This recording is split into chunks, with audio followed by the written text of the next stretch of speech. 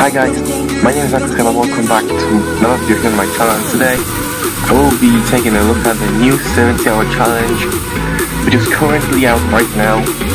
You can play on Monster Legends, the new 70-hour challenge, and I think that this 70-hour challenge is probably one of the most generous 70-hour challenges I've ever seen. That's probably one of that's probably one of the best 70-hour challenges, but I am unsure about this one. Well, first I'm going to talk about how to get the coins, challenge coins as they call, because this is a challenge coin, and how to get the monsters, and do you have any chance of getting the monster, and how these monsters are good. And I'm just going to look at, is it the monsters which put in there are very good or not so good, which I think they are very good overall. But first I'm actually going to say that I'm using the old 70-hour challenge information, so most of the information, some of the information might be false in here, but it basically shows how this 70-hour challenge works. So I'm just going to put this out there right now. And first off, when you enter the 70-hour, you enter X amount of challenge coins. So like if you see here, 350, I don't think that's very much. I think you enter with 350. If I'm being honest, not 315, but I could be wrong. But like it's still going to show that you enter with something. And the main objective is collect as much challenges as possible. You have four free ways to collect them. From collecting food gold from your habitat, from collecting food from your farms, from breeding monsters, from using ultimate tree or mountain tree, or I don't know how to call it, or from using for fighting PvP in the area. Basically, and you have the window farms, just saying. And basically this is a table how you can get there, how many actually need to get one challenge point. If you were, I don't know, level 55, then that would be your table total. What do you need to do? So that means you need to collect 2,577 gold to get one challenge coin. And you need to collect 40 food to get one challenge coin. And for every one PvP battle win, you will get 150 challenge coins. Yeah. And for breeding points, you will have to get 108 breeding points to get one challenge coin. So this is basically showing how you can get the challenge coin. The table has been changed many times. So I'm just saying this right there. I think they might change the table again, but I'm not sure. I don't have information right now on these monsters. It's possible to get them all. But just saying how you can get the monster, because actually completely some of this has to use that old 7-star challenge. And basically this is a Pokemon Card Island. So recently Pokemon Card Island where we will pause for the revealing these information. And this is the one your card is what are randomly generated server side. It will be changed when you claim current card. The next draw will be generated also randomly. The monster card will only guarantee its chance is above 0. So basically, you can use a slow down motion app to check actually what does monster hide in the card, because it will be generated randomly. They could actually make a roulette spin. You can't basically you're not going to get the monster in the first try, which I will show you in a second. And this is just an example of the monsters which were available. And this basically is going to be sort of a table that shows you how many monsters you need to get, and minimum of max. Basically, if you were so lucky, for example, the first monster punch you can get for 3690, but if you're extremely unlucky, then you'll have to get punchy for 8210 points. So you have an idea how to do. And basically, if I click on R+ right now, then that will show me actually all the robots are available for him. So it's going to show me a table which actually shows me how many tools I have to claim R+ in a certain card. So let's start with number 1. First of all, I have to look at the chance, and basically in the first card I have no chance, 0 chance of getting him. Until that 15 card, then I have 80 chance to get him. Then I move on to the second card, I have 20 chance to get him. At the next one, the 70 card, the last card, you think I'll have 50-50 chance to get there. But no, actually I have only 40% to get it. And I have 100% guarantee to get it. That's 19,155 coins. So right now, the all information I've been out for the challenge. If you're still unsure about something, I will update the link down below to the gaming video, and he will probably explain to you much better how I did. But now let's get to the monster analysis. So something before we have first the epic monster which is going to be available. First off, which I see for level 90 live. No, level 90 epic, so it's a pretty high live. For 21,000, 280 health. Which I'm basically consider the epic monster that's pretty high. And it's actually, right now basically in the event, can you rank him up no matter what level you are. Then that's going to be this new stats. Which basically his life was 23,694, which is pretty good. Speed is okay, and power, which I'm like, he's not an attack and mistake that much. And also basically he does have a pretty nice design as a childhood. I can't lie. But especially he does have AoE freeze with 20% shield to all your allies. So basically what these have to offer, like so far, he does have a single stun skill with no cooldown and is water based. Single freeze skill which is earth based and has no cooldown, so basically he can mobilize back to back. So basically if the monster doesn't need to stun, you can freeze it. If this monster needs to freeze, you can stun. But basically it doesn't work against, monsters have mountain traits because they are to stun and freeze.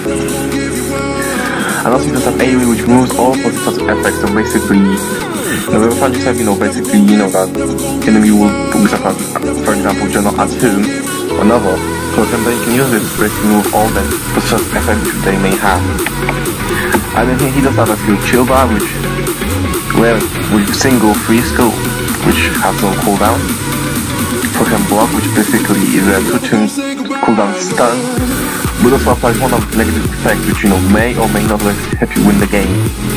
And also he does have AoE water breaks, which also gives all the allies 50% shield. So overall for him, he's a pretty good epic. I mean, like, if you're looking for the pretty good epic, then he's probably might be your choice. So next monster we have in this central challenge is Frostbite. And now we have a Frostbite, which arguably, can I just say arguably, he's the best deny monster in the game. Well, I am not gonna say that he's not the best, but I'm gonna throw this out that he's one of the better deniers we have in the game so far. He's definitely not the best, because actually you're gonna see in a second. But first of actually, as a deny, he does have a pretty high power. For 3,476, which is surprisingly good, because actually he's a deny monster, but he can still tackle punch. Life is 27,747, which is okay. And basically now we go to his speed, 3,421. That's an awful speed. I mean, he's not the slowest one, but he's faster than Varuna and what was it called? White Walker, yeah. And he's rivals, general PDs, but that's what actually makes me think that Frostbite is one of the best denier monsters in the game, because actually of his speed. Like if he was like somewhere, like his speed was 3, 4, 6, 5, then yeah, I will actually put my hand on that and say yeah, he's the best denier monster we so far had. But in fact that he did have this speed, and basically you're gonna see and this trait energized, which basically doesn't protect him from freezing, so he can be easily mobilized. And like, I know that having secretly, if you have better speed on your opponent, then yeah, probably focus on denying the enemy, but still, like, this speed and the trait doesn't help him out. Like, when I actually use a book, he's a winter book, I just forgot to mention about Florida, like, this is a winter book, the newest book, so I forgot about that. So overall, I mean, like, so far, we've seen the quite low speed, bad trait, but impressive power and good luck. So now let's see about this monster, we'll see how that to offer. So basically, so AoE, water-based damage to all of enemies, we drain 50% of stamina, and also recover his own stamina by 50%. Basically, break denial skill after you use your other skills, so then basically you can mobilize the enemy monsters one more time. You will see guys in a second. So first of all, Prince Rainfall, a AoE freeze, Arctic boost. Arctic boost is kind of swallow, I like to give them that boost. Glacial strike. These heavy special damage when like target, which I mean like may or not want to use. And then we have Glacial Storm. Remove all the percent stamina from target and may freeze all targets, requires cooldown. And this is the reason why the people say, basically he's the best denying monster. Because he can drain stamina and then freeze all of the enemies, which, basically denies general freebies, because basically, if you do not have general freebies, then she can't use the stamina devours. And even if you don't freeze her, you still can't mobilize her, because on the next thing, even though she recharges, she won't be able to still do, the stamina devours, because then she will have to need 120 stamina, while actually she just recharge and she's gonna get 70 stamina. So like, you prevent general freebies from basically, from doing that stamina devours. But she can after, recharge that she can do LC troops, so then you can reverse basically getting stamina drain. Well, because first I have another trick of this lead, basically Icy Leech, remove 100% of stamina from target. So basically, if you fail to freeze her, press Rainfall and Glacial Storm, so you still have one more trick of your sleep, which is Icy Leech, which will remove 100% stamina from target and gains 40 stamina. So basically, so far you don't have to worry about, recharging with this monster, that you can regain stamina, but then that Frozen Gust, which, maybe another stamina drain skill, so this time remove 50, so you're still basically denying general freebies for 1, but like I'm gonna say 1, 2, 3, 4, 5 turns. You can actually mobilize her for 5 turns arguably. If use these skills on a single monster, use Glacial Storm, stamina drain freeze. Next turn, basically you can mobilize any other enemy monster. So Frostbite is a good monster, but he's a better denier that we ever had, but I'm not gonna say he's the best denier monster, because some help monsters like Haku, other monsters like Blowful is way faster than him, so basically I'm not gonna say that he's the best, but he's a pretty good monster. And for the next monster, probably the last monster, and arguably the last monster to get in this challenge is Hero Delator. I don't have to pronounce his name, sorry. Which, first of all, I look in this monster design, which I really like his design. My question is baby form, he did so far one of my favorite designs overall. But if you look at the stat, power 3,553, which is the second highest in the Dark category, I think. Light 30,461, good. And the speed 3,454. Which overall his stats are pretty good round on it. Good life, good speed and good power, so basically he's a free attacker. Does have a good trade, harden, 20% chance to not be hit by any negative success, which is going to be free, stun, possession, overall great. And basically now we're going to work with special, which AoE 65,000 base damage, which deals bleeding, after bleeding, and nightmare. So basically, if you hit them hard, basically you hit them like a little for 85%, then bleeding and nightmares will take care of the rest. If you're any monster are not immune to nightmares or bleeding, then they will take the rest of the monster, which just like do 85% of the damage. But this actually may not work, because actually some of the dark ones are immune to nightmares, and there are abomination ones which are mostly dark monsters, and not all of them are abomination shape, or the newest dark monsters, most of them have abomination shape, which work basically bleeding, and basically a lot of dark ones have also hardened trade, also the trade that basically always hardened trade. So basically it's not gonna always work, but pretty nice AoE overall. And in a skill group 2 we have skill which is 65 damage, and our opponents also apply bleeding but have 2 trinkle, so basically you can knock out any monster, is it a dark, or even if it's a tank monster. Some strength runes, then he will probably knock out that monster. I think with this skill, but you can knock out any non-dark monster because it's a dark base, and also applies nightmares, which overall is very good. Deep Cold, it gives him damage boost and immune to freeze, which actually is going to be pretty good skill, using, I guess, Krampus, because he's a monster, who can freeze. So basically, if you pair up the mice, it's given that first extra turn. And if you use this skill, then basically Krampus, you won't be able to mobilize him. Because A, you won't be able to freeze him, which is his main form of denial.